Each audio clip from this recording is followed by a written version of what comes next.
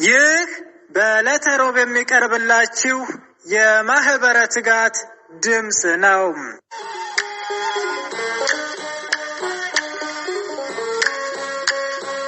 በስመ አብ ወወልድ ወመንፈስ ቅዱስ አሐዱ አምላክ አሜን።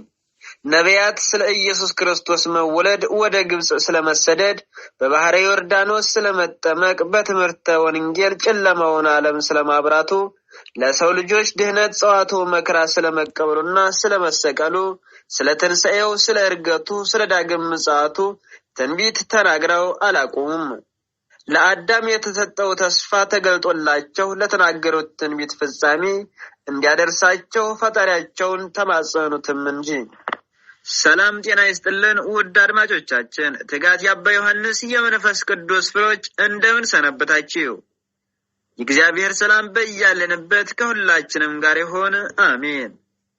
ይህ በዕለተ ረቡዕ ተዘጋጅቶ ወደ እናንተ የሚቀርብላችሁ መንፈሳዊ የዜና መርሃ ግብራችን ነው።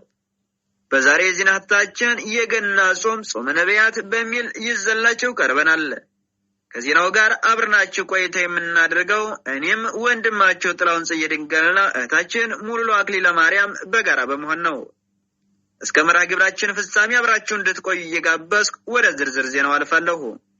በየዘመናቸው አንስ ኃይለከ ፈኖ እዴከ፣ ኃይልህን አንሳ እጅህንም ላክ እያሉ ጮሁ።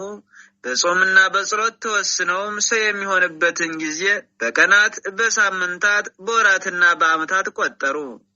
ለምሳሌ ነቢዩ ኤርምያስ ስለ ሥጋዊ ትንቢት በተናገረ በ446 ዓመት ጌታችን ከእመቤታችን ከሥጋዋ ሥጋ ከነፍሷ ነፍስ ነስቶ ሰው ሆነ። ነቢያት ተስፋው በዘመናቸው ተፈጽሞ በዓይነ ሥጋ ለማየት ባይችሉም እግዚአብሔር የሚያደርገውን አይናገር፣ የተናገረውን አያስቀር ብለው አምነው ከወዲሁ ተደሰቱ። ለዘመነ ሥጋዌ ቅርብ የነበሩት እነ ኢሳይያስ ጾሙ እንዴት መፈጸም እንዳለበት ተናግረዋልም። ትንቢተ ኢሳይያስ ምዕራፍ 58 ከቁጥር 1። በመሆኑም በጌታ ልደት ትንቢተ ነቢያት ስለተፈጸመበት ይህ ጾም የነቢያት ጾም ይባላል። የወልደ እግዚአብሔርን ሰው መሆን ያስተማሩበት፣ የሰው ልጆች ተስፋ የተመሰከረበት፣ የምስራቹ የተነገረበት ስለሆነም ጾመ ስብከት ይባላል። ነቢዩ ኤርምያስ ሰው በኃጢአት ቢወድቅም ፈጣሪው ሊያነሳው ቢጠፋ ሊፈልገው እንደሚመጣ በተስፋ ሲጠባበቀው ወልደ አምላክ ሰው መሆኑ የተረጋገጠ እውነት ነው። ስለዚህ አዳም የልደቱን ነገር በትንቢት መነጽርነት ሲመለከተው በነቢያቱ ትምህርትና ስብከት በሚኖርበት ዓመተ ፍዳ የምስጢረ ሥጋዌ ብርሃን ከሩቅ ሲመለከተው ኖረ። ምስጢረ ሥጋዌን በትንቢት መነጽርነት ማየቱም መከራውን እንዲቋቋሙ የተስፋ ስንቅ ሆነው። ክርስቲያኖች ከእግዚአብሔር በጸጋ እንደተወለዱ በማመን ለእግዚአብሔር ያላቸውን ፍቅር ከሚገልጡባቸው ነገሮች አንዱ ጾም ነው።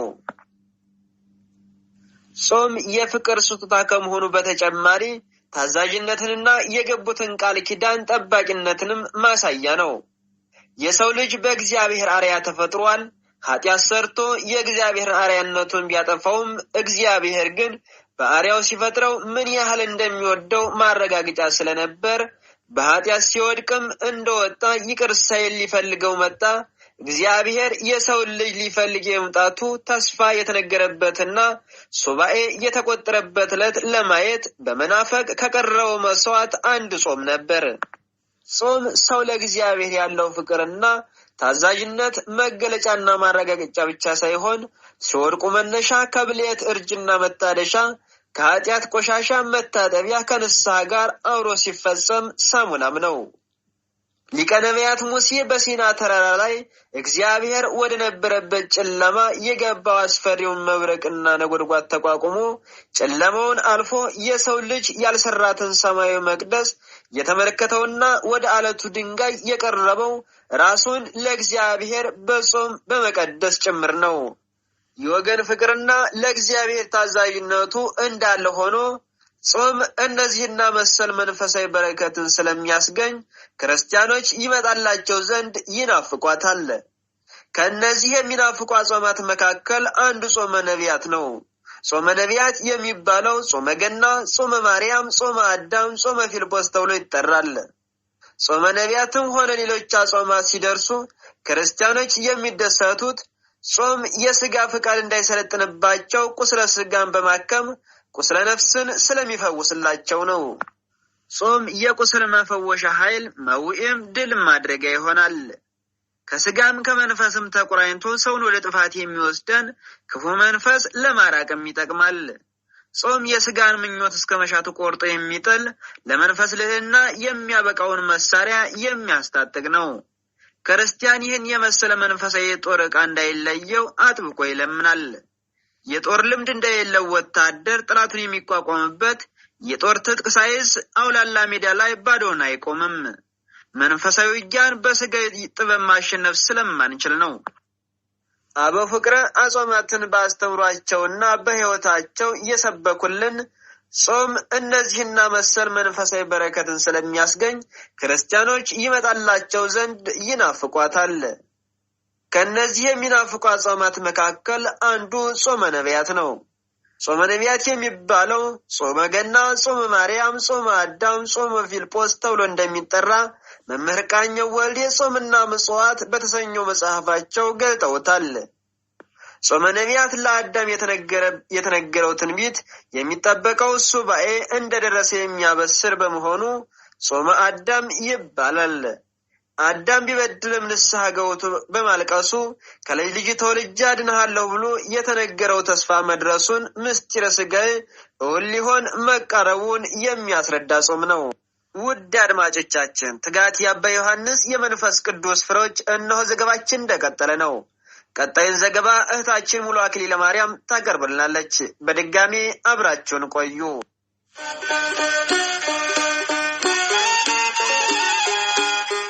ነቢያትም የምስጢረ ሥጋዊ ነገር ተገልጦ ስለታያቸው ክርስቶስ ለሰው ልጅ የሚከፍለውን የፍቅር ዋጋ በትንቢት ተመልክተው ጾመውታልና ጾመ ነቢያት ይባላል። ይህ ጾም የራቀውን አቅርቦ የረቀቀውን አጉልቶ ስላሳያቸው እስከ ሞት ድረስ ቢደበደቡም ከመከራው ጽናት የተነሳ ዋሻ ለዋሻ ኩርብታ ለኩርብታ ቢንከራተቱም የፍየል ሎጤ ለብሰው ቢዞሩም የተስፋው ቃል ሁሉን አስረስቷቸው ከትንቢቱ ባለቤት ጋር በመንፈስ ተዋህደው አልፈዋል። ከዚህ በተጨማሪም ሐዋርያት ምን ሰርተን የክርስቶስን ልደት እንቀበለው ብለው ስለጾሙት ጾመ ሐዋርያት ተብሎ ይጠራል። ጾመ ነቢያት እመቤታችን ቅድስት ድንግል ማርያምን ወልደ አብን ጸንሼ ምን ሰርቼ ወልደዋለሁ በማለት ጾመዋለችና ጾመ ማርያም ይባላል። ይህን ያለችው በመደነቅ አንድም በትህትና አንድም ቀደምት አባቶች ነቢያት ሲጾሙ ታይታ ጾመዋለች። እንደ ጸንሼ ወልደዋለሁ ማለት ጥርጥር ሳይሆን ተደሞ መደነቅ የነገረ ልደቱን አይመረመሬነት ይገልጻል።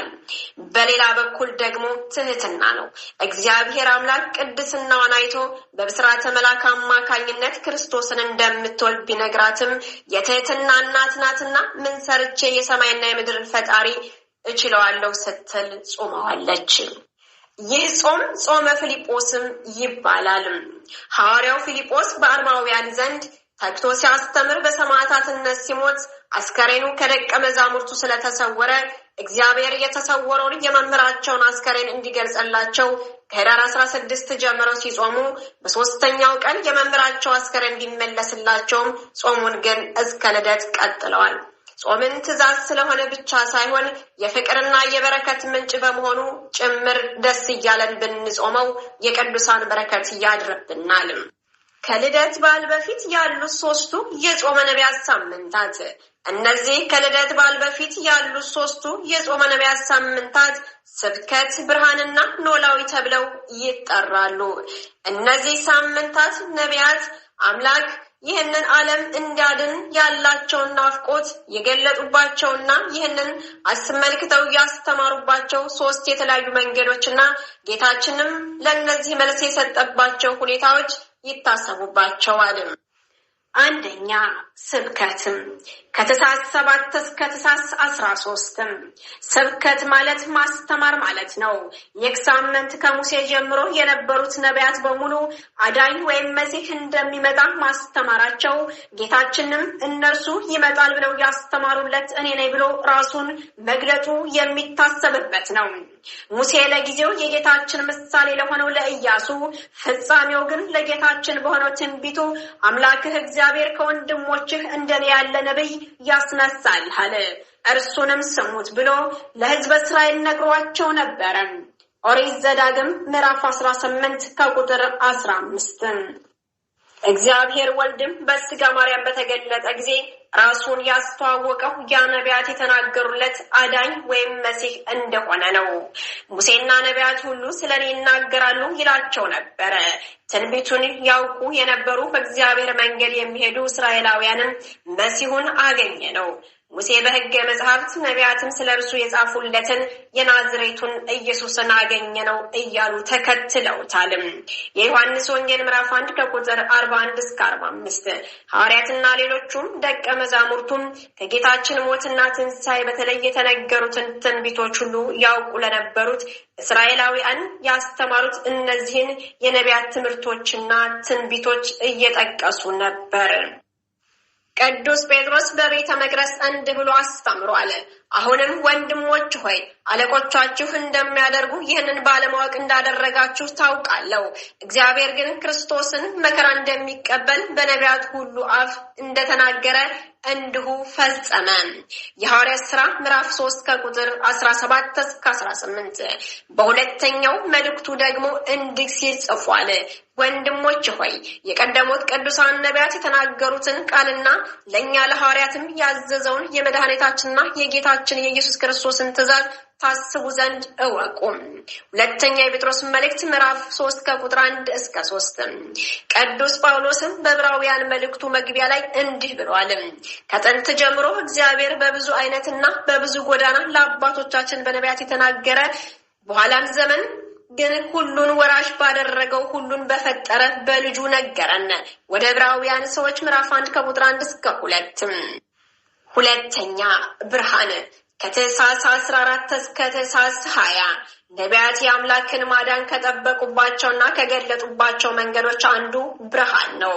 ዘመነ ብሉይ መከራ ሥጋ መከራ ነፍስ የጸናበት ሁሉ ነገር አስጨናቂ የሆነበት ሰው ብርሃን ከሆነው አምላክ ጋር የተራራቀበት ስለነበረ ያሉበትን ዘመን ጨለማ ብለው በመግለጽ ይህንን ጨለማ የሚያስወግድና ወደ ትክክለኛው መንገድ የሚመራ ብርሃን እንዲመጣ እንዲህ እያሉ ይጸልዩ ነበረ። ብርሃንህንና ጽድቅህን ላክ እነርሱም ይምሩኝ፣ አቤቱ ወደ መቅደስህ ተራራ ወደ ማደሪያ ይውሰዱኝ። መዝሙረ ዳዊት መዝሙር 42 ከቁጥር 3 ጌታችንም ወደዚህ ዓለም በመጣ ጊዜ ለዚህ መልስ ሰጥቷል። እኔ የዓለም ብርሃን ነኝ። የዮሐንስ ወንጌል ምዕራፍ 8 ከቁጥር 12 ደቀ መዛሙርቱም ስለ ብርሃንነቱ በመመስከር ተባብረዋል። ቅዱስ ዮሐንስ ስለ ጌታችን ሰው መሆን ወይም ሥጋዊ በተናገረበት በወንጌሉ የመጀመሪያ ክፍል ጌታችንን ብርሃን ብሎታል። ሕይወት በእርሱ ነበረ፣ ሕይወትም የሰው ብርሃን ነበረ።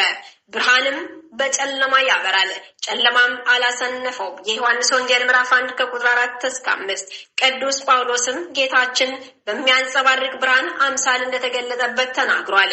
እኩለ ቀን ሲሆን ጊዜ በመንገድ በመሄድ ሳለው ከፀሐይ ይልቅ የሚያበራ መብረቅ በእኔና ከኔ ጋር ሲሄዱ በነበሩት ላይ ከሰማይ ሲያንጸባርቅ አየሁም። አንተ የምታሳድደኝ የናዝሬቱ ኢየሱስ ነኝ አለኝ። የሐዋርያት ሥራ ምዕራፍ 26 ከቁጥር 13 ሶስተኛ ኖላዊ ከታኅሳስ 21 እስከ ታኅሳስ 27 ኖላዊ ማለት እረኛ ማለት ነው። ነቢያቱ ራሳቸውንና ሕዝበ እስራኤልን ብሎም ዓለምን እረኛቸው እንደተዋቸው እንደተቅበዘበዙ በጎች በመቁጠር እንዲሰበስባቸውና እንዲያስተምራቸው እንዲያሉ ራሳቸውን ይማጸኑ ነበረ። ዮሴፍን እንደ መንጋ የምትመራ የእስራኤል ጠባቂ እረኛ ሆይ አዳምጥ፣ በክሮቤል ላይ የምትቀመጥ ተገለጥ። መዝሙረ ዳዊት መዝሙር 79 ከቁጥር 1 ጌታችንም ለዚህ ጥያቄ እንዲህ ሲል መልስ ሰጥቷል። ቸር ጠባቂ እረኛ እኔ ነኝ። ቸር ጠባቂ ስለ በጎቹ ነፍሱን ይሰጣል። የዮሐንስ ወንጌል ምዕራፍ 10 ከቁጥር 11 ውድና ክቡራን አድማጮቻችን ትጋት የአባታችን የአባ ዮሐንስ የመንፈስ ቅዱስ ፍሬዎች የተዋህዶ ልጆች ሆይ እነሆ የገና ጾመ ነቢያት ከሚለው የዜና ሀተታችን ብዙ ትምህርት እንዳገኛችሁበት ተስፋ እናደርጋለን። ከቅዱሳን ነቢያት ረድኤት በረከት ያሳትፈን፣ አሜን። ሰላም ወስብሐት ለእግዚአብሔር ወለወላዲቱ ድንግል ወለመስቀሉ ክቡር፣ አሜን። ይቆየን።